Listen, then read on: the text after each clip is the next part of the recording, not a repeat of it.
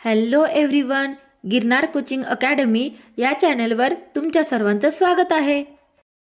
प्रकाश या टॉपिकच्या पार्ट 1 आणि पार्ट 2 व्हिडिओमध्ये आपण प्रकाश म्हणजे काय, प्रकाशाचे परावर्तन, अपवर्तन, त्यांचे कोणकोणते प्रकार आहेत, तसेच अपस्करण, कोनीय अपस्करण, प्रकाशाचे विकिरण, अपस्करण शक्ती म्हणजे काय, तसेच इंद्रधनुष्य, दृष्टिदोष, दृष्टीसातत्य आणि दृष्टिदोषचे 3 प्रकार कोणते, मायोपिया, हायपरमेट्रोपिया, प्रिस्बायोपिया हे देखील बघितलं.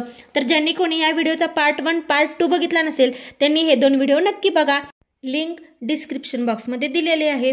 आणि या व्हिडिओच्या 3rd पार्टमध्ये आपण गोलीय आरसे, अंतर्वक्र, बहिर्वक्र आरसा, त्यांच्या प्रतिमा कोणकोणत्या तयार होतात, आरशाचे सूत्र, भिंगाक शक्ती आणि तसेच या टॉपिकवरती आयोगाने मागील झालेल्या परीक्षामध्ये कशा प्रकारे प्रश्न विचारले आहेत ते देखील बघणार आहोत. तर यासाठी हा व्हिडिओ नक्की बघा. नेक्स्ट कन्सेप्ट आपण बघूयात की गोलीय आरसे म्हणजे स्पेरिकल मिरर्स म्हणजे काय असतात. तर आपल्याला माहिती आहे आरसा हा कसा असतो, आरसा हा नेहमी असतो परावर्तनशील पृष्ठभाग. मग आता सपाट आरसा म्हणजे काय, तर सपाट काच एका पृष्ठभागावर परावर्तक पातळ लेप देऊन त्यावर लाल रंग दिल्यास परावर्तनाचं काय होतं, संरक्षण होतं. आणि तो आरसा म्हणजे कसा असतो, सपाट आरसा असतो. आणि आरसा हा नेहमी कसा असतो, तर परावर्तनशील पृष्ठभाग असतो. तो नेहमी परावर्तनशील पृष्ठभाग आहे.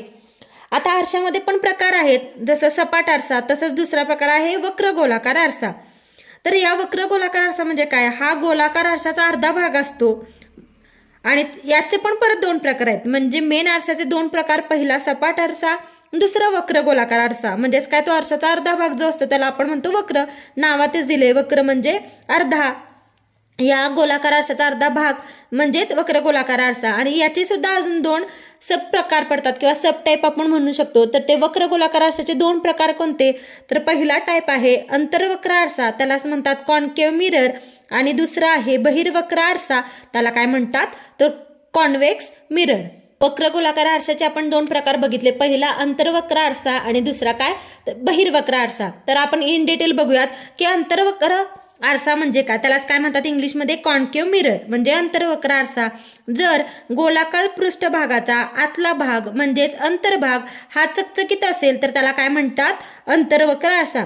कुठला भाग, तर गोलाकार पृष्ठभागाचा आतला भाग म्हणजेच अंतर्भाग, तो जर चकचकीत असला तर त्याला अंतर्वक्र म्हणतात. मग लक्षात कसं ठेवायचं, शब्दामध्येच लिहिलंय, अंत म्हणजे आतला, अंतर्वक्र म्हणजे अंतर्भाग म्हणजे आतला भाग, तर जर चकचकीत असला तर तो असतो अंतर्वक्र आरसा, कॉन्केव्ह मिरर. आणि इथं आतल्या पृष्ठभागावरून प्रकाशाचं परावर्तन होतं. कुठून होतं, तर आतल्या पृष्ठभागावरून. आणि याचा वापर कशामध्ये केला जातो, तर कान, डोळे, दात तपासण्यासाठी जो आपण मिरर वापरतात तो असतो कॉन्केव्ह मिरर किंवा अंतर्वक्र आरसा असा. आता सेकंड टाईप कोणता आहे वक्र गोलाकार आरशाचा, तर तो आहे बहिर्वक्र आरसा, त्यालाच काय म्हणतात, कॉन्व्हेक्स मिरर असं म्हणतात. बहिर्वक्र म्हणजे काय, बाहेरचा भाग. म्हणजेच काय, जर गोलाकार पृष्ठभागाचा बाहेरचा भाग म्हणजेच बहिर्वक्र भाग हा चकचकीत असेल तर तो कोणता असतो, तो असतो बहिर्वक्र आरसा. म्हणजे आतला भाग चकचकीत तर तो अंतर्वक्र आरसा. आणि जर बाहेरचा भाग चकचकीत असेल तर तो असतो बहिर्वक्र आरसा. आणि इथे प्रकाशाचं परावर्तन कसं होतं, तर ते होतं बाहेरच्या पृष्ठभागावरून प्रकाशाचं परावर्तन होतं. आणि अंतर्वक्र आरशामध्ये कसं होतं, तर आतल्या पृष्ठभागावरून होतं. या 2 गोष्टीमध्ये फरक आहे, म्हणजे शब्दातच त्या 2 गोष्टींमध्ये फरक आहे. अंतर्वक्र. आता या गोलीय आरशाशी संबंधित काय काय कन्सेप्ट्स आहेत ते आपण बघूयात. तर पहिलं काय आहे, ध्रुव किंवा त्यालाच म्हणतात पोल. तर आरशाच्या पृष्ठभागाच्या मध्यबिंदूस काय म्हणतात, आरशाचा ध्रुव असं म्हणतात. सेकंड काय, वक्रता केंद्र म्हणजे सेंटर ऑफ कर्वेचर. कशाला म्हणतात वक्रता केंद्र, तर आरसा ज्या भागाचा गोल असतो त्या गोलाच्या केंद्रास काय म्हणतात, वक्रता केंद्र असं म्हणतात. आता केंद्र झालं, मग त्रिज्या म्हणजे काय, वक्रता त्रिज्या म्हणजे रेडियस ऑफ कर्वेचर म्हणजे काय, तर आरसा ज्या गोलाचा भाग असतो त्या गोलाच्या त्रिज्येला काय म्हणतात, तर आरशाची वक्रता त्रिज्या. चौथं काय आहे, मुख्य अक्ष म्हणजेच प्रिन्सिपल एक्सेस कशाला म्हणतात, तर आरशाचा ध्रुव आणि वक्रता केंद्र यातून जाणारी सरळ रेष म्हणजेच काय असतो, आरशाचा मुख्य अक्ष असतो. 5वी कन्सेप्ट बघूया, मुख्य नाभी म्हणजेच प्रिन्सिपल फोकस म्हणजे काय, तर अंतर्गोल आरशाच्या मुख्य अक्षाला समांतर असलेल्या अपाती किरण परावर्तनानंतर मुख्य अक्षावर आरशासमोर एक विशिष्ट बिंदूत मिळतो, या बिंदूला काय म्हणतात तर अंतर्गोल आरशाची मुख्य नाभी असं म्हणतात. म्हणजे ज्या बिंदूमध्ये ते एकत्र येतात त्या बिंदूला काय म्हणतात, अंतर्गोल आरशाची मुख्य नाभी असं म्हणतात. 6वी कन्सेप्ट काय आहे, नाभी अंतर म्हणजे फोकल लेंथ म्हणजे काय, तर आरशाचा ध्रुव आणि नाभी यांच्यातील अंतराला काय म्हणतात, नाभी अंतर असं म्हणतात. आणि नाभी अंतर हे कसं असतं तर हे असतं वक्रता त्रिज्येच्या निम्म असतं, हे लक्षात ठेवायचं. नाभी अंतर हे नेहमी वक्रता त्रिज्येच्या निम्मे असते.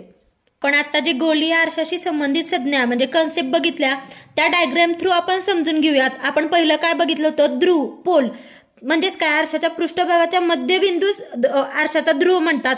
तर या डायग्राम मध्ये ध्रुव कोणता आहे तर आकृतीत जो पी बिंदू आहे तो आहे आरशाचा ध्रुव. नंतर आपण बघितलं होतं वक्रता केंद्र म्हणजेच काय, आरसा ज्या गोलाचा भाग असतो त्या गोलाच्या वक्राला काय म्हणतो, वक्रता केंद्र म्हणतो. तर या डायग्राम मध्ये बिंदू सी हे काय आहे, आरशाचं वक्रता केंद्र आहे. वक्रता त्रिज्या, आता या डायग्राम मधली वक्रता त्रिज्या कोणकोणती आहे तर बिंदू सीपी आणि बिंदू सीए म्हणजे सीपी आणि सीए या आहेत आरशाच्या वक्रता त्रिज्या. या डायग्राम मध्ये मुख्य अक्ष कोणता आहे तर पीएम हा आहे मुख्य अक्ष, मधली जी मधली लाईन दिसते पीएम ही काय आहे, मुख्य अक्ष आहे. आता मुख्य नाभी ते आपण बघितलं की एका विशिष्ट बिंदूतून जाते, त्याला मुख्य नाभी असं म्हणतात. मग तो विशिष्ट बिंदू कोणता आहे तर तो आहे बिंदू एफ. नंतर आपण बघितलं की नाभी अंतर म्हणजे काय तर आरशाचा ध्रुव आणि नाभी यांच्यातील अंतर म्हणजे नाभी अंतर, आणि ते एफ असतं. तर ते नाभी अंतर हे कसं असतं, वक्रता त्रिज्येच्या निम्म असतं म्हणजे एफ हे आहे फोकल लेंथ. आता आपण अंतर्वक्र आरशामुळे मिळणाऱ्या प्रतिमा कशा असतात ते बघूयात. तर जर अपाती किरण मुख्य अक्षाला समांतर असेल तर परावर्तित किरण कसा असतो तर तो मुख्य नाभीतून जातो. म्हणजे जर अक्षाला समांतर असेल तर परावर्तन किरण कुठून जातो, तो जातो मुख्य नाभीतून. दुसरं बघूया, जर अपाती किरण मुख्य नाभीतून जात असेल तर परावर्तित किरण कसा असतो, मुख्य अक्षाला समांतर असतो. हेच आहे, जर मुख्य अक्षाला समांतर असेल तर तो मुख्य नाभीतून जातो, आणि अपाती किरण जर मुख्य नाभीतून जात असेल तर तो कसा असतो, परावर्तित किरण मुख्य अक्षाला कसा असतो, समांतर असतो. आणि जर अपाती किरण वक्रता मध्यातून जात असेल तर परावर्तित किरण कसा जातो तर त्याच मार्गाने जातो. म्हणजे दोन आहे, जर मुख्य नाभीतून गेला तर तो अक्षाला समांतर असेल तर मुख्य नाभीतून जातो. म्हणजेच हे थोडक्यात ए इक्वल टू बी, तर बी इक्वल टू पण काय असणार ए, तसं आहे. आणि दुसरी कंडिशन काय आहे, तिसरी, जर अपाती किरण वक्रता मध्यातून जात असेल तर परावर्तित किरण काय करतो, त्याच मार्गाने परत जातो. डायग्राम मध्ये आपण बघू शकतो की अंतर्गोल आरशाद्वारे मिळणाऱ्या प्रतिमांचं स्वरूप कसं असतं. म्हणजे वस्तूंचं स्थान जर ध्रुव आणि नाभी यांच्यामध्ये असतं तर प्रतिमेचं स्थान कुठे असतं, आरशाच्या मागे. आणि प्रतिमेचं स्वरूप कसं असतं, आभासी आणि सुलटी. आणि प्रतिमेचा आकार कसा असतो, वस्तूपेक्षा मोठा असतो. तसेच वस्तूचं विविध स्थान आणि त्या वस्तूच्या विविध स्थानांद्वारे प्रतिमेचं स्थान, प्रतिमेचं स्वरूप आणि प्रतिमेचा आकार हे नेहमी बदलत असतात. तर ही एकदा डायग्राम नक्की बघून घ्या. आता बहिर्वक्र भिंगाद्वारे मिळणाऱ्या प्रतिमा कोणकोणत्या असतात ते बघूयात, किंवा त्याचं स्वरूप कसं असतं ते बघूयात.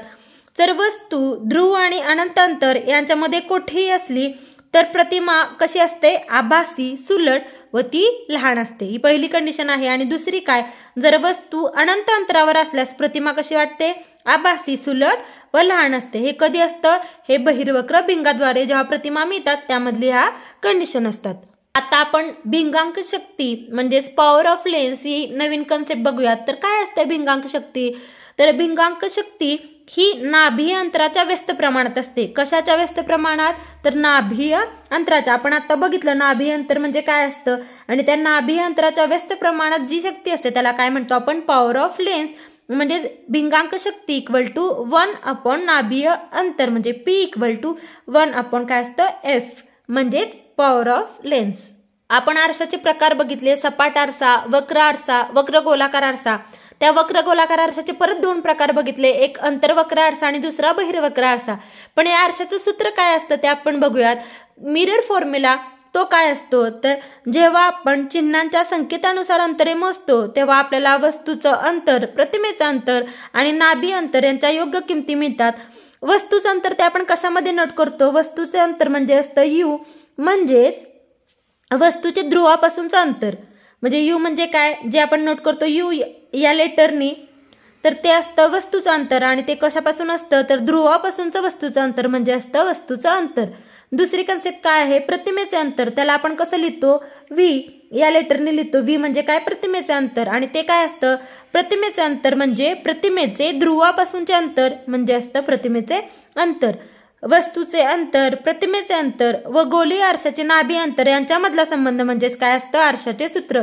हे लक्षात ठेवायचं. आरशाच्या सूत्राच्या रिलेटेड या 3 गोष्टी खूप महत्वाच्या आहेत. पहिलं काय, वस्तूचे अंतर, दुसरं काय, प्रतिमेचे अंतर, आणि तिसरं काय, गोलीय आरशाचे नाभी अंतर. या 3 गोष्टीमधला संबंध म्हणजे काय असतं, आरशाचे सूत्र असतं. म्हणजे आपल्याला काय काय माहित असलं पाहिजे आरशाचे सूत्र काढताना, पहिलं वस्तूचे अंतर, दुसरं प्रतिमेचे अंतर, आणि तिसरं गोलीय आरशाचे नाभी अंतर. आणि यामध्ये जो संबंध असतो ते आरशाचे सूत्र. मग काय असतं आरशाचे सूत्र, तर 1/v + 1/u = 1/f हे असतं आरशाचं सूत्र. बराच वेळा हे विचारलं जातं एक्झामला, हे सूत्र लक्षात ठेवायचं. 1/f = 1/v + 1/u. आणि हे u म्हणजे काय असतं, वस्तूचे अंतर, आणि हे v म्हणजे काय असतं, प्रतिमेचे अंतर. आपण प्रकाश हा टॉपिक बघितला, पण या टॉपिकवरती मागे झालेल्या विविध परीक्षांमध्ये आयोगाने कशा प्रकारे प्रश्न विचारले होते ते आयोगाचे आलेले प्रश्न बघूयात. PYQ बघूयात, प्रिव्हियस इयर क्वेश्चन्स बघूयात. तर पहिला क्वेश्चन काय आहे, आकाशने दिसण्यामागचे कारण कोणते, हा ISO 2012ला विचारलेला प्रश्न आहे. आणि ऑप्शन्स आहेत, अ ते खरोखर निळे आहे, ब वातावरण अन्य रंगापेक्षा निळ्या रंगाचे विकिरण जास्त होते, क ऑप्शन आहे सर्व रंगांचे व्यतिकरण होऊन निळा रंग मिळतो, आणि ड काय आहे, श्वेत प्रकाशात निळा रंग जास्त प्रभावी असतो. तर आता आकाशने दिसण्यामागचं कारण काय आहे, तर आपल्याला माहिती आहे आकाशात जे रंग असतात त्या सर्व रंगांपेक्षा सर्वात जास्त विकिरण कुठल्या रंगाचं जास्त असतं, तर ते निळ्या रंगाचं जास्त असतं. आणि वातावरणात सर्वात जास्त तेच रिझन आहे, वातावरणात अन्य रंगापेक्षा निळ्या रंगाचं विकिरण जास्त असतं, म्हणून आपल्याला आकाश काय दिसतं, निळं दिसतं. म्हणजे आकाश निळं दिसण्यामागचं कारण काय, तर ऑप्शन नंबर बी बरोबर आहे. हे झालं याचं आन्सर. दुसरा प्रश्न बघूयात, एका माध्यमातून दुसऱ्या माध्यमाकडे प्रकाशाचे वक्र किरण जात असतात त्याला ...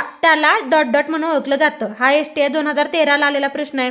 ऑप्शन्स काय आहेत, पहिला आहे परावर्तन, दुसरा आहे अपवर्तन, तिसरा आहे अपस्करण, आणि चौथा आहे अपसरण.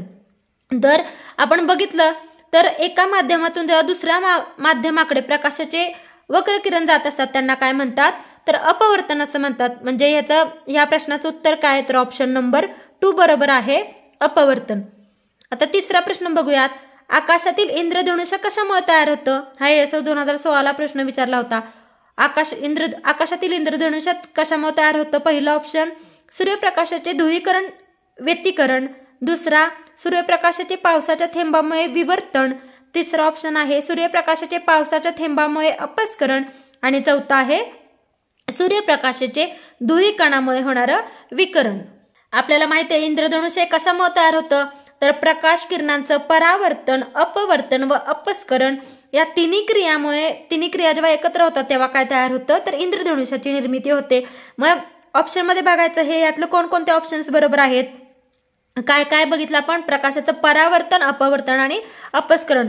पहिल्या याच्यामध्ये आहे का ऑप्शन मध्ये, नाही. दुसऱ्या ऑप्शन मध्ये आहे का, नाही. तिसऱ्या ऑप्शन मध्ये आहे सूर्यप्रकाशाचे पावसाच्या थेंबामुळे होणारे अपस्करण, म्हणजे आपलं पर्याय नंबर 3 बरोबर आहे. इंद्रधनुष्याची निर्मिती कशामुळे होते, अपस्करण, परावर्तन आणि अपवर्तन. चौथा प्रश्न बघूयात, चष्म्यांचे भिंग ... पासून बनवतात. हा STI 2015ला प्रश्न विचारला होता. पहिला आहे पायरेक्स काच, दुसरं फ्लिंट काच, तिसरा आहे सामान्य काच, आणि चौथा आहे कोबाल्ट काच. तर चष्माचे भिंग हे कुठल्या काचेपासून बनवतात, तर ते नेहमी फ्लिंट या काचेपासून बनवतात. म्हणजे या प्रश्नाचं उत्तर काय, ऑप्शन नंबर 2 फ्लिंट काच. नेक्स्ट क्वेश्चन बघूया, दंड व शंकू नामक संवेदी तंत्रिका पेशी ... मध्ये असतात. हा कंबाईन 2018ला प्रश्न विचारला होता. तर दंड व शंकू नामक संवेदी तंत्रिका पेशी या कशामध्ये असतात, तर डोळ्याच्या पडद्यामध्ये या असतात. ऑप्शन नंबर 4 बरोबर आहे. यासारखे अजून आयोगाने विचारलेले प्रश्न बघण्यासाठी आणि टॉपिक बघण्यासाठी नेक्स्ट व्हिडिओ नक्की बघा. Thank you for watching. Please व्हिडिओला लाईक करा, शेअर करा, कमेंट करा आणि चॅनेलला सबस्क्राईब करायला विसरू नका. आणि अशा प्रकारचे कोणत्या टॉपिकवरचे व्हिडिओ तुम्हाला पाहायला आवडतील ते कमेंट करून नक्की सांगा.